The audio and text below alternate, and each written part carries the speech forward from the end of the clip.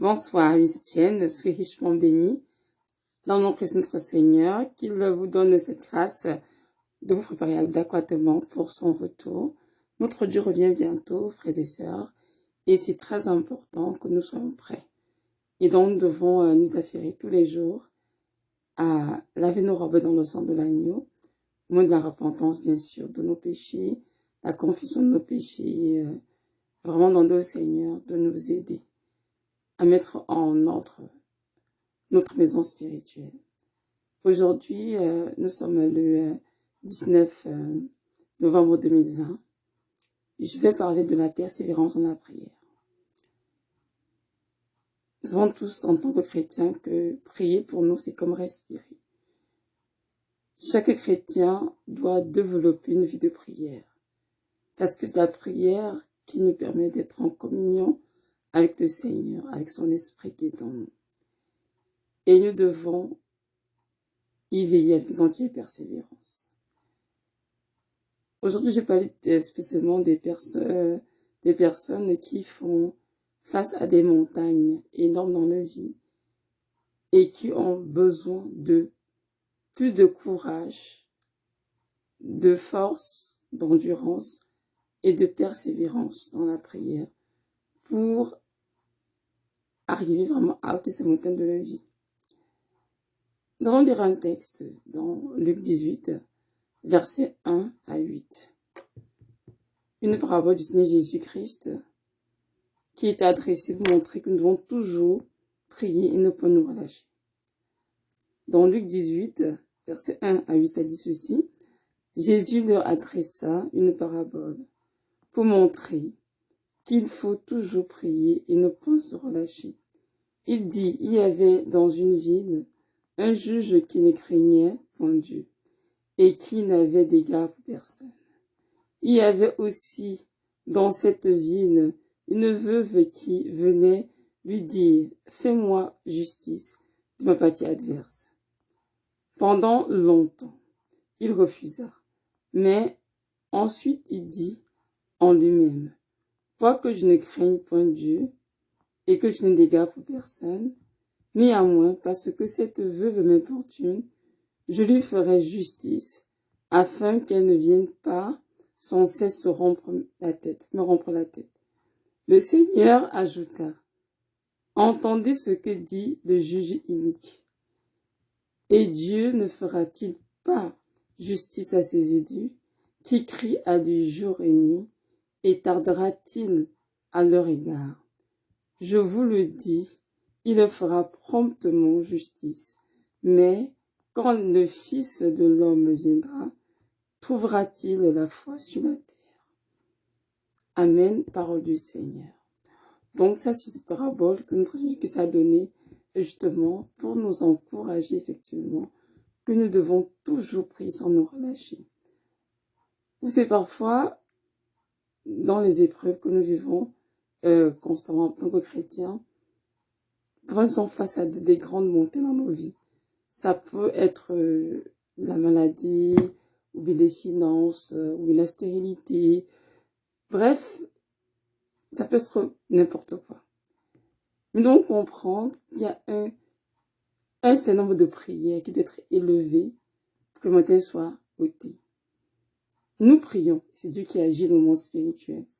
Mais si nous nous relâchons dans la prière, la montée ne sera jamais ôtée, malheureusement. Pas parce que Dieu ne veut pas, parce que notre travail nous a été interrompu, n'a pas été achevé. Donc c'est important de prier jusqu'à ce que Dieu a promis soit accompli dans nos vies. Si nous revenons ici dans la parabole de Luc 18, on dit bien dans ce qu'il y avait un juge unique, dit un juge, un païen qui ne craignait pas Dieu. Il n'avait d'égard pour personne. Et également cette veuve qui venait le voir tous les jours pour lui dire, fais-moi justice de ma partie adverse.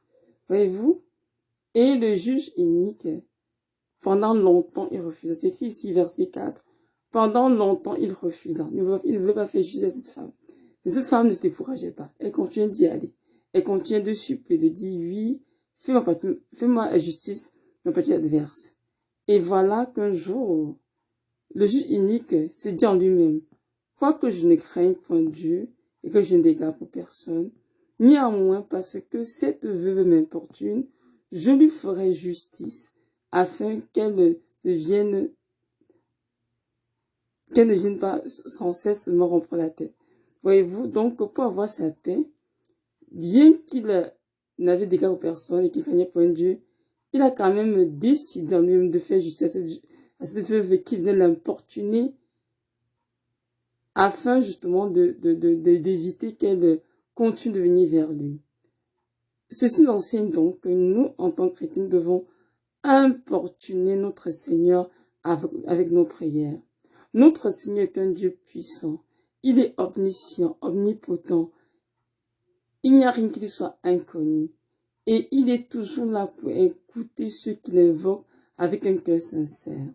Donc, mon frère, ma soeur, cette vidéo aujourd'hui pour t'encourager, toi qui pries, pour cette montagne qui est devant toi, et que tu désires qu'elle soit ôtée, de ne pas arrêter de prier jusqu'à ce qu'elle soit complètement dégagée de ta vie.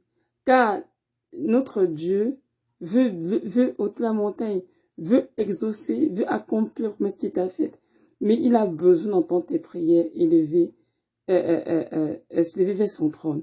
Alors continue de prier sans t'arrêter, comme cette veuve qui n'a pas cessé d'importuner ce Dieu unique qui a fini par lui faire justice. Et ici, verset 6, le Seigneur ajouta, « Entendez ce que dit le juge unique, et Dieu ne fera-t-il pas justice à ses élus qui crient à lui jour et nuit, et tardera-t-il à leur égard? Je vous le dis, il le fera promptement justice. Mais quand le Fils de l'homme viendra, trouvera-t-il la foi sur la terre? » De si Dieu nous enseigne que si nous crions à lui jour et nuit, dans la prière, assurément, il nous fera justice, promptement, mais ce en son temps bien sûr. C'est pourquoi nous devons toujours prier, sans nous relâcher. Prier le matin, prier le soir, même à midi c'est possible. Prier en tout temps d'ailleurs, parce que même dans 1 Thessaloniciens, on nous dit prier sans cesse, c'est l'apôtre Paul aux églises de Thessalonique. Donc, nous aussi devons prier sans cesse. Prier jusqu'à ce que nous demandons à Dieu soit accompli. Et dans nous commandons, mais que ce qu'on se parle ici, de nous faire justice, Dieu accomplit les promesses qu'il a faites dans nos vies. Pas des choses que nous sommes créés nous dans la chair pour satisfaire notre convoitise charnelle. Non, Dieu accomplit les promesses qu'il a déclarées sur nos vies, qu'il a ordonné dans le monde spirituel. Effectivement, si nous restons notre poste fidèle dans la prière, oui, assurément, il nous fera promptement justice et il nous accordera ce qu'il a promis. Cependant, lorsqu'il viendra, il est important qu'il trouve en nous la foi. Oui, ce qu'il a dit ici au verset 8, « Quand le Fils de l'homme viendra, trouvera-t-il la foi sur la terre? Quand le Seigneur Jésus-Christ se lèvera pour ton problème, trouvera-t-il en toi la foi? » Toi, mon frère, ma soeur qui m'écoute, c'est important que nous ayons foi en Dieu. Parce que sans la foi, il est impossible d'être agréable à Dieu. Nous dit Hébreux 11, verset 6. Parce que la foi, comme il est écrit dans Hébreux 11, verset 1, est une ferme assurance des choses qu'on espère et une démonstration de ce qu'on ne voit pas. Lorsque nous attendons, lorsque nous prions justement, si nous parlons de foi, ces prières sont vaines. Nous devons percer dans la prière avec cette assurance que oui, Dieu nous accordera ce que nous avons demandé. Nous devons avoir c'est dans notre cœur, c'est une conviction que ce que nous demandons sera exaucé. Donc nous prions avec confiance que Dieu nous écoute. Et si nous écoutez, alors notre prière est exaucée. Donc, mes frères, si tu manques de foi, demande au Seigneur. Il donnera la foi. Parce que si on finit des prières sans foi, ces prières sont vaines. Elles ne serviront à rien. Nous devons avoir vraiment cette conviction que Dieu nous écoute. C'est qu'elle en veut 11, verset 6, que sans la foi, il est impossible d'être agréable à Dieu, car ceux qui cherchent le Seigneur savent que Dieu existe et qu'il est le renumérateur de ceux qui le cherchent. Donc, la foi dans la prière est très importante. La prière doit être une récitation. La prière doit être vraiment une conversation entre le Seigneur et nous, une conversation basée sur la foi, le fait que nous croyons en Dieu effectivement et qu'il est le renovateur de ceux qui le cherchent. Et ainsi persévérer dans ces prières jusqu'à ce que Dieu nous exauce. Vous savez, ça fait des années, comme j'ai dit, je sais pas si dans cette chaîne ou dans une autre de mes chaînes, où j'ai dit comment je suis malade depuis plusieurs années.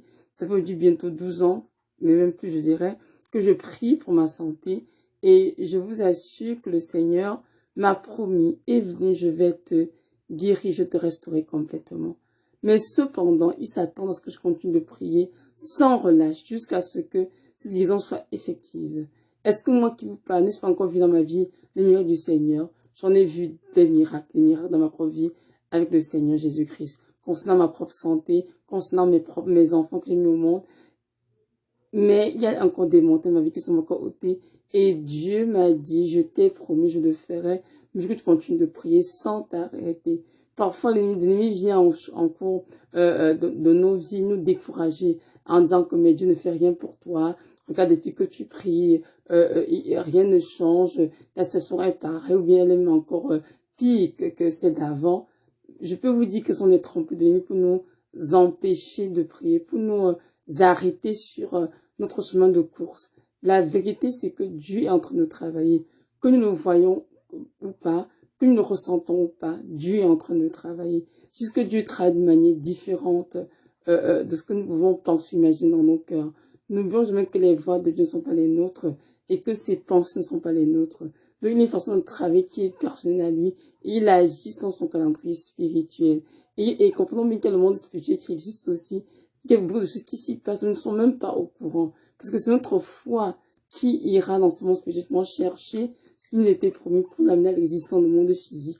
Donc, mes frères et sœurs, nous ne marchons pas par la vue comme il est dit dans la parole, marchons par la foi et ayons pleine confiance à Dieu. Moi qui vous enseigne aujourd'hui, c'est parce que je suis espérant que ce soit, il y a des moments où je suis découragée, je ressens la lassitude, je me dis Seigneur, quoi bon, depuis je prie, mais je vois pas de fruits. Le Seigneur me dit, je n'arrête pas de prier. Tu continues de prier parce que c'est par cette prière, des prières que tu fais lever, que tu vas entrer et prendre possession de ce que j'ai pour toi. Et vous savez, on parle de prière, évidemment, comprenez qu'il y a plusieurs types de prières. Il y a des prières d'autorité, où nous prenons autorité contre des démons dans nos vies, où nous détruisons les œuvres du diable. Il y a aussi des prières de supplication, nous supplions le Seigneur, nous répondons devant lui, nous implorons sa grâce dans la situation que nous vivons, qui est difficile, nous implorons son secours, sa délivrance évidemment, et aussi des prières d'action de grâce évidemment, ou des prières dans lesquelles nous remercions le Seigneur en avance pour ce qu'il a déjà fait, ce qu'il fera encore. Oui, nous prions en rendant grâce à Dieu de ce qu'il est en train de faire dans nos vies. Et on les plus de déclarations, où nous déclarons la parole de Dieu sur nos vies, nous déclarons les promesses qu'il nous a faites avec foi, avec conviction, devant le monde des ténèbres, en tant que nous savons que notre Dieu est puissant, que ce qu'il a dit, il le fera. Comme moi, Evelyne, chaque fois je déclare, je sais que moi, Evelyne, je ne mourrai pas, mais je vivrai. Et je raconterai les œuvres glorieuses de l'Éternel, parce que Dieu m'a créé pour l'aimer, l'adorer, le servir. Et il n'y a rien qui puisse en plus dans ma vie. Et je sais que mon Dieu, dans sa parole, que c'est pas ces meurtrissures que je la guérison. Je sais que cette guérison déjà est accomplie, le croix de Golgotha. Et il faut assurément, un moment de ma vie, un temps T, définir le Seigneur, j'entre dans cette guérison. Voyez-vous, dans ce fait de déclaration. Donc, mes frères et sœurs, je peux vous dire, oui, la prière a plusieurs facettes et ils vont laisser les esprits nous diriger selon le jour, selon le Seigneur, en fait, tout simplement, et de faire les prières qu'il faut. Dans tous les cas, nous devons prier tous les jours, sans nous relâcher, jusqu'à ce que Dieu nous a promis soit accompli, effectif dans nos vies, parce que notre Dieu est un Dieu vivant, est un Dieu puissant, et il est un Père qui nous aime énormément, et il est concerné pour notre bonheur. Donc voilà, c'est ça. Je vous encourage vraiment à percer dans la prière. Retenez ceci, qu'il y a nombre de prières qui doit être élevé pour que votre situation change. Et tant que ce nombre de prières n'est pas atteint devant le trône de Dieu, rien ne change dans notre vie. Donc, ne laissez l'ennemi venir vous décourager, vous arrêter, vous perturber ou vous apporter la lassitude. Dites non à toutes ces choses et choisissez de prier. Même si vous pleurez, priez quand même. Même si vous êtes en joie, priez quand même. Même si vous êtes découragé, priez quand même. Car aucune prière faite avec un cœur sincère n'est vaine devant le Seigneur. Mais toutes les prières élevées sont amenées devant le Seigneur dans la coupe des prières des saints. Et il les exaucera au temps convenable, un temps choisi par lui. Donc je vous encourage vraiment à persévérer dans la prière et sache que notre Dieu à nous tous, est fidèle et qu'il vous fera promptement justice. Donc voilà, soyez richement bénis et que notre Dieu de gloire vous remplisse de sa douce présence et vous garde à ses pieds, justement, dans la prière. Shalom.